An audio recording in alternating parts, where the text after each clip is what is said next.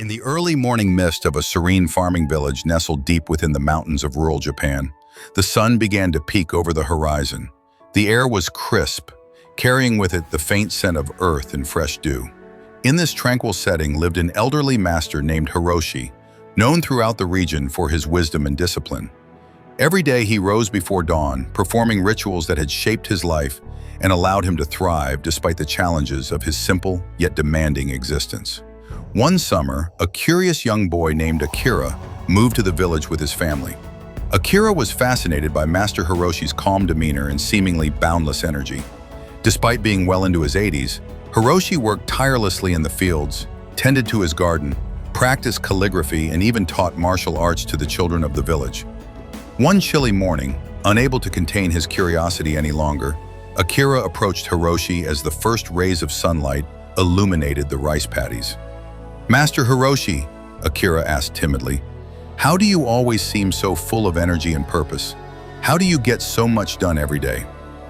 Hiroshi smiled warmly at the boy and replied, "Come with me tomorrow at sunrise, and I will show you."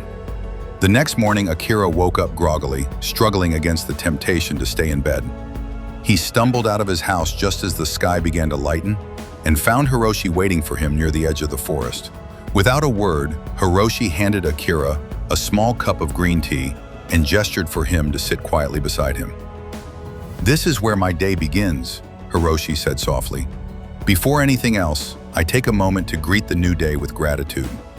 Akira watched as Hiroshi closed his eyes, took a deep breath, and whispered words of thanks for the rising sun, the cool breeze, and the opportunity to live another day.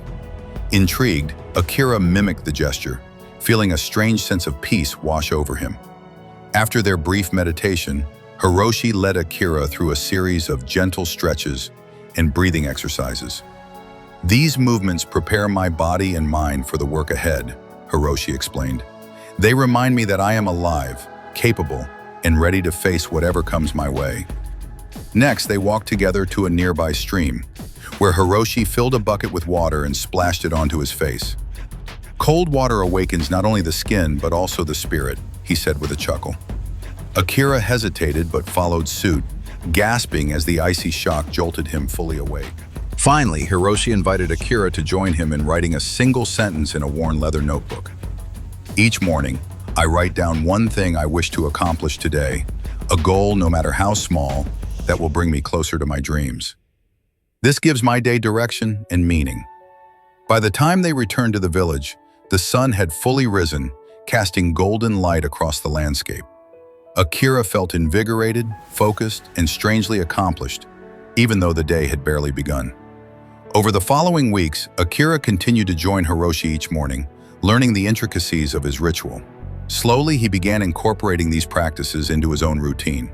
At first, waking up early felt like a chore, but soon he noticed changes, not just in his productivity, but in his mindset. He became more patient, more resilient, and more excited about the possibilities each day held.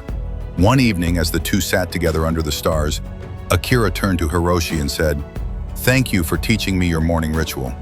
It has changed everything for me." Hiroshi nodded thoughtfully. "Remember, Akira, the power of a morning ritual lies not in its complexity, but in its consistency. It is not about doing something extraordinary, it is about creating a foundation for extraordinary living. Find what works for you and make it yours." Thanks to Lotta fansensively for you and for over there. It is not about doing something extraordinary, it is about creating a foundation for extraordinary living. Find what works for you and make it yours.